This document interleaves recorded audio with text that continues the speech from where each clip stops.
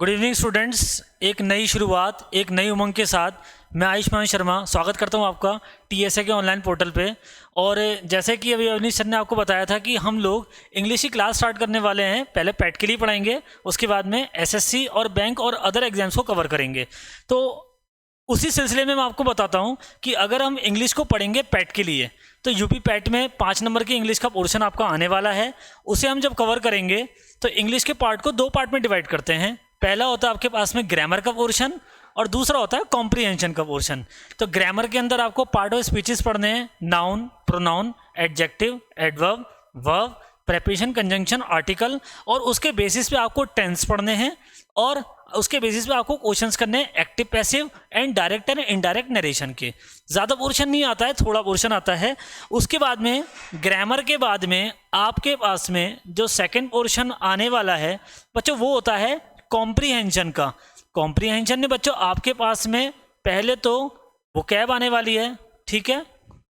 Vocab करेंगे, antonyms and synonyms, और उसके बाद में को रीडिंग कॉम्प्रीहेंशन पैसेज जो गद्यांश होता है उसको पढ़ेंगे।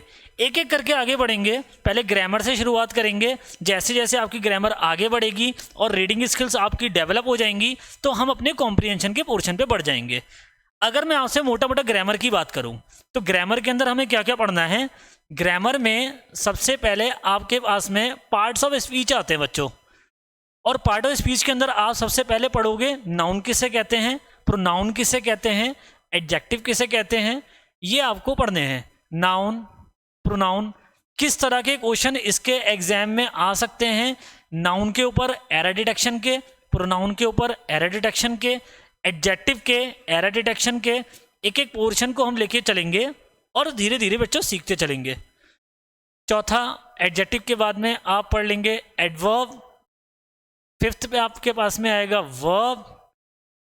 वर्ब के बाद में बच्चों कौन सा आएगा हमारे पास में, प्रेपोजिशन। प्रेपोजिशन के बाद में कौन सा आएगा, कंजंक्शन। कंजंक्शंस के बाद में आएगा आपके पास में आर्टिकल्स, और कंजंक्शंस आर्टिकल्स के बाद में आपके पास में आता है इंटरजेक्शन। बच्चों इंटरजेक्शन हमें पढ़ने नहीं होते हैं, वो हमारे केवल नरेशन में यूज़ होते हैं। कुछ एक्सप्रेशंस होते हैं जैसे अलास, हुर्रा, ब्लाब्ला वगैरह वगैरह। लेकिन अगर हम बात करें यहाँ पे तो आप देखें नाउन, इसका मैं आपको केवल एक जनरल इंट्रोडक्शन देता हूँ। अभी आपकी केवल इंट्रोडक्टरी क्लास है तो इसमें आपको बस थोड़ा सा परिचय देना है मुझे कि किस तरीके से हमारी क्लासेस चलेंगी। जैसे मैंने आपको बता दिया नाउन, नाउन किसे कहते हैं, इसके कितने प्रकार होते हैं। जैसे कि एक होता है प्रॉपर नाउन यानी व्यक्तिवाचक संज्ञा, एक होता है कॉमन नाउन यानी जातिवाचक संज्ञा, एक होता है मटीरियल नाउन यानी पदार्थवाचक संज्ञा, चौथा होता है आपके पास में कलेक्टिव नाउन यानी समूहवाचक संज्ञा, और लास्ट में बच्चों हमारे पास में आता है एब्स्ट्रैक्ट नाउन यानी भाववाचक संज्ञा। तो आपको एक एक संज्ञा का प्रकार और उस प्रकार पे आने वाले प्रश्नों की सूची को पढ़ना पड़ेगा, ठीक है। उसके बाद में अगर आप नाउन पढ़ रहे हो तो इसमें आपको नाउन के क्या पढ़ने पड़ेंगे बच्चे, केसेस। नाउन के cases, subjective case, objective case, possessive case और कंपाउंड केस। ज़्यादातर क्वेश्चंस जो हैं वो केसेस पे ही आते हैं। सब्जेक्टिव केस और ऑब्जेक्टिव केस इससे कम, लेकिन पॉजेसिव केस और कंपाउंड केस ये बहुत इंपॉर्टेंट टॉपिक हैं जो एग्जाम में नाउन के पोर्शन को कवर करते हैं, चाहे वो पॉजेसिव केस हो या कंपाउंड केस हो। उसके साथ इसी क्रम में आगे आप पढ़ोगे प्रोनाउन। प्रोनाउन के अंदर मेनली आपको पर्सनल प्रोनाउन पढ़ना होता है। पर्सनल प्रोनाउन में हम 3 तरह के पर्सन्स के बारे में पढ़ेंगे, फर्स्ट पर्सन, सेकंड पर्सन और थर्ड पर्सन। फर्स्ट पर्सन का मतलब वो पर्सन जो बोलने का काम कर रहा है यानी जिसको हम क्या कहते हैं, वक्ता। सेकंड पर्सन जो सुनने का काम कर रहा है यानी श्रोता, और थर्ड पर्सन जिसका जिक्र किया जा रहा है। उनके अलग अलग केसेस आएंगे, subjective case, objective case, possessive case और कंपाउंड केस आ सकते हैं। उस पर आप क्वेश्चंस कैसे बनते हैं वो देखेंगे। उसके अलावा अन्य प्रकार के जो आप पे प्रोनाउन आएंगे, एक होता है आपके पास में रिलेटिव प्रोनाउन यानी संबंधवाचक सर्वनाम, उसके अलावा इंटरोगेटिव प्रोनाउन, उसके बाद में रेसिप्रोकल प्रोनाउन, उसके बाद में इंडेफिनिट प्रोनाउन और डमी प्रोनाउन। अगेन इसी श्रृंखला में आगे हम लोग एडजेक्टिव्स यानी विशेषण को पढ़ेंगे। संज्ञा या सर्वनाम की विशेषता बताने वाले शब्दों को एडजेक्टिव कहा जाता है। विशेषता अगर ये बताते हैं तो किस प्रकार से बताते हैं, किस जगह आते हैं, कितने प्रकार के होते हैं, ये हमें देखना होगा। ठीक है। इसके बाद में अगर आपके पास में कोई भी एक कार्य हो रहा है यानी क्रिया जिसको कहते हैं वर्ब, उसकी विशेषता बताने वाले शब्दों को हम एडवर्ब कहेंगे।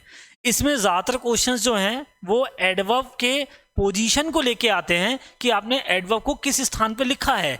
अगर ये वर्ब के पहले लिखा है या वर्ब के बाद लिखा है या सेंटेंस के एंड में लिखा है तो इसके मायने कैसे बदल जाते हैं, ये इंपॉर्टेंट होता है।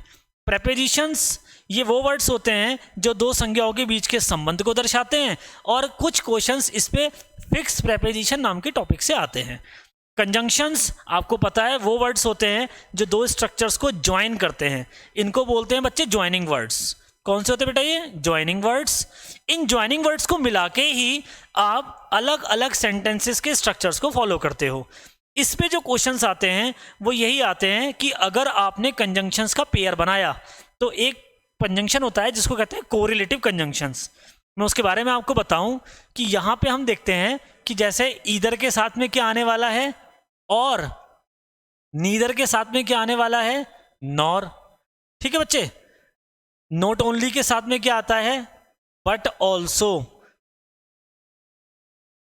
तो अगर इस टाइप से आपके पास में कंजंक्शन आते हैं तो इस पे ही क्वेश्चन बनता है, या तो ईदर के साथ वो और नहीं लगाएंगे, नॉर लगा के दे देंगे, पहली गलती, या फिर नॉट ओनली के साथ यहाँ पे बट ऑल्सो को लिखना ही भूल जाएंगे, या तो लिखेंगे ही नहीं या अगर लिखा है तो केवल बट लिखेंगे और ऑल्सो को लिखना छोड़ देंगे। यही गलती आती है कंजंक्शंस की। इसके अलावा आपके पास में कोऑर्डिनेट और सबऑर्डिनेट कंजंक्शंस होते हैं बच्चे, वो भी पढ़ेंगे डिटेल में, लेकिन क्वेश्चन ज़्यादातर आपके कोरिलेटिव पेयर पे आते हैं जिसको हमें पढ़ना है। उसके बाद में लास्ट टॉपिक हमारे पास में कौन सा रहता है पढ़ने के लिए? आर्टिकल्स। आर्टिकल्स सबको पता है दो प्रकार के होते हैं, एक डेफिनेट और एक इनडेफिनेट। डेफिनेट आर्टिकल केवल द होता है और इनडेफिनेट बच्चे दो होते हैं, ए और एन। अब कहाँ पे ए का यूज़ करना है, कहाँ पे एन का यूज़ करना है, ये बहुत ज़्यादा कंफ्यूजिंग होता है। ये किसके हिसाब से होते हैं? ये साउंड के बेसिस पे चलते हैं कि कहाँ पे वॉवल की साउंड आ रही है, कहाँ कॉन्सोनेंट की साउंड आ रही है, उसको देख के आपको आर्टिकल का यूज़ करना होता है। इससे भी क्वेश्चंस आते हैं, लेकिन मेजर पोर्शन आपका अगर ग्रामर में हम जाते हैं तो या तो नाउन से कवर होगा या एडजेक्टिव से होगा या फिर वर्ब से होगा, क्योंकि इसके बेसिस पे आपको क्या करना पड़ेगा? एक्टिव एंड पैसिव वॉइस और बाद में डायरेक्ट एंड इनडायरेक्ट नरेशन। तो ये आपका ग्रामर का मोटा मोटा पोर्शन रहने वाला है। और इस वर्ब के बेसिस पे जो एक मोस्ट इंपॉर्टेंट चैप्टर होता है जिसे हम कहते हैं टेंस यानी काल, जिसमें आपको पता है 3 तरह के टेंस होते हैं, पास्ट टेंस, प्रेजेंट टेंस और फ्यूचर टेंस।